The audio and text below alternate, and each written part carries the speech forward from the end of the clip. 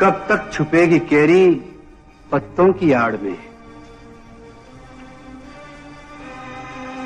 આ તીર તમારું છે? હા. અને આ કેરી હું ચાખું તો કઈ વાંધો છે? કેરીનો સ્વાદ કાગડું શું જાણે. વાહ, શું સ્વાદ છે! કાચી છે પણ સાકર જેવી મીઠી છે. પણ સાકર ગધેડા ખાય તો મરી જાય સલાવત ખાં. તારા જેવી સાકર હોય તો ખાઈને મરવાની મોજ આવે. મરવાની મોજ તો કુદરતે શુરા અને પ્રેમીઓ માટે સર્જી છે, તારા જેવા કાયર અને કૂતરા માટે નહીં. તેજલ, તેજલ,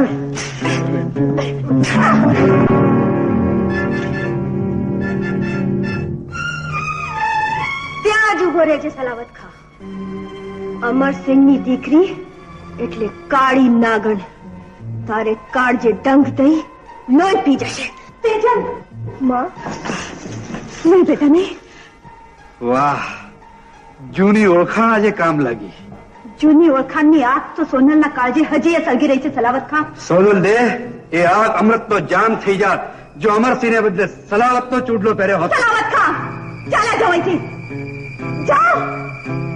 ઠીક છે, ઠીક છે. માં, મને સમજાયું નહીં, તમે સલાવતને જીવતો કેમ જવા દીધો?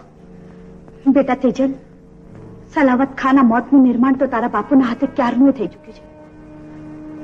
જાઓ, ગઢના દરવાજા બંધ કરાવો અને મને પૂછ્યા વગર દરવાજા ઉખાડતા નહીં.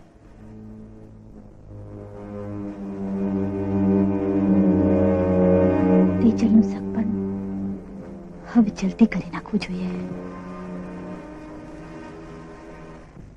ગોર બાપા, તેજલના સગપણનું નારિયેળ લઈને આજે જ ઉદયપુર જાઓ, પણ રાવજીને પૂછ્યા વગર. આવા સમયે રાવજીને રાહ ન જોવાય. અને મહારાણાને કહેજો કે રાવજી યુદ્ધમાંથી ફરશે એટલે વિવાહના વધામણા મોકલશું. નેના,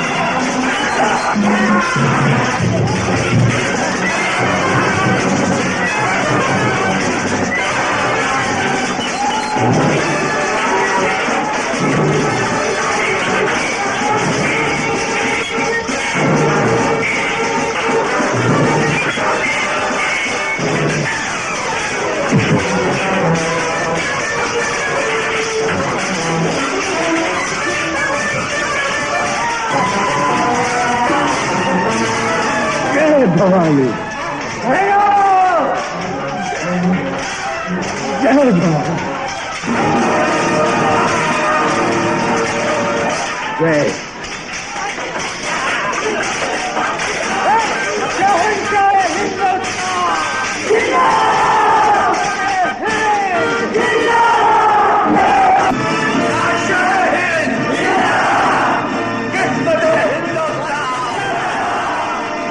અમરસિંહ રાઠોડ જિંદાબાદ.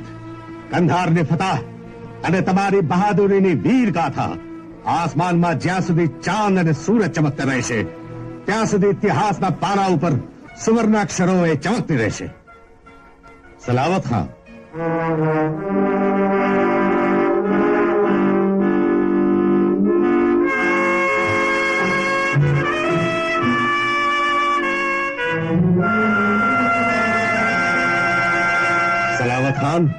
કંધારની ફતેહની ખુશાલીમાં શાનદાર જશ્ન મનાયા જાય.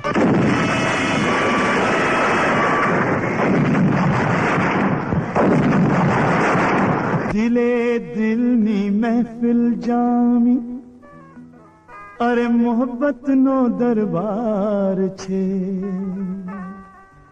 સજી ધજીને રૂપે નિતરતી ગોરીનો શણગાર છે.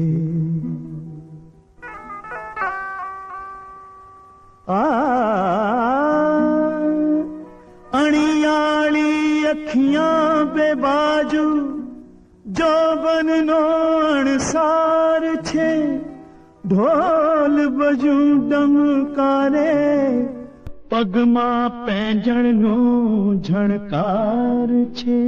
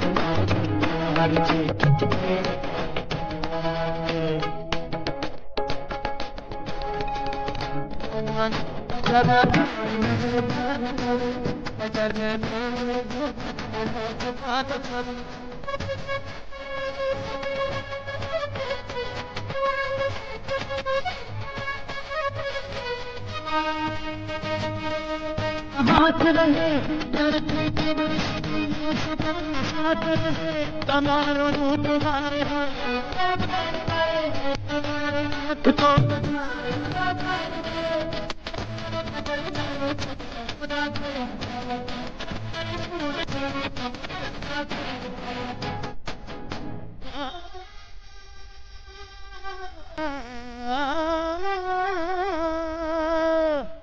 तेरे वर्द तेरे रूप घड़ू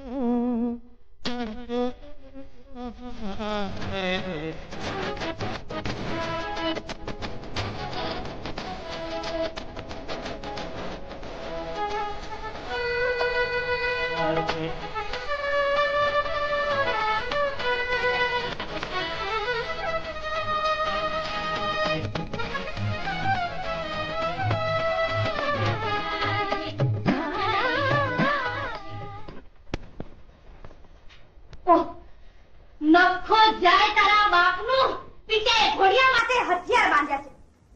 આજ તો આ ઘરમાં કા હું નહીં, કા તારો બાપ નહીં અને કા આ હથિયાર. રોયા આખા ઘરમાં હથિયાર કરી મિલ્યા છે. મારા ઘોડિયાના કાંદરે રે સાંગા સુરવીર ની ઘરવાળી આ બહાદુર રણમંકળાના હથિયાર લઈને ક્યાં આવી? એ નદીએ નાખવા. રેવા દે વપરાણા વગરના કટાઈ જાય. એ ભલે કટાઈ જાય પણ આજ તો આ ઘરમાં કા હું નહીં, કા તારા હથિયાર નહીં. એમ તો ઉભી રહે, પૂછી લેવા દે કોને? આપણા વીરપુત્ર ને. સાંગા સુરવીર ની 7 પેઢીના વારસદાર આ મીનાવતી ને માથે પડેલ દીકરા, મને જવાબ દે, આ ઘરમાં તારી માને રાખું કે હથિયારને રાખું?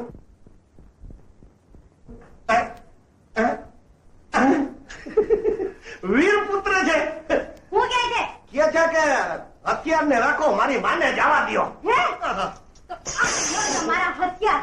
હવે બેવ બાપ દીકરો જ્ઞાન વગરની તલવારથી ઘરમાં ફેરવ્યા કરજો. હું આ હાલી.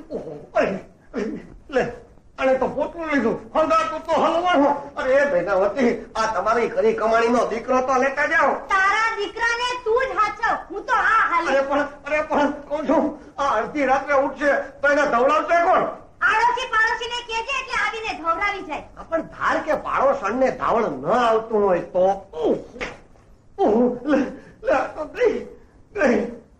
પણ વીરપુત્ર ગભરાતો નહીં, હું તારા માટે નવી પાકેલ પોપૈયા જેવી માં લઈ આવી અને એ પાછી છોકરા હોતી કે આવતા હવે તને ધવડાવવા માંડે. આવી ગયા, જાઉં તો ને, જા પાછી જા. હવે જોજો ક્યાંથી આવે છે તારી નવી માં. અરે મારી નહીં, આપણા દીકરાની નવી માં. મેં તો કેદીનું ધાવણ મૂકી દીધું છે. એ મારા બચુડિયાની બા, એ મારા માદિયાની માં, અરે મારા દીકરાની ડોશી, નહીં મારા વીર પુત્રની વીર માતા. હવે આવતી રે, આ તો વહી ગઈ હતી ને એમાં તો હું કટાઈ ગયા જેવો થઈ ગયો હતો. આવતી રે.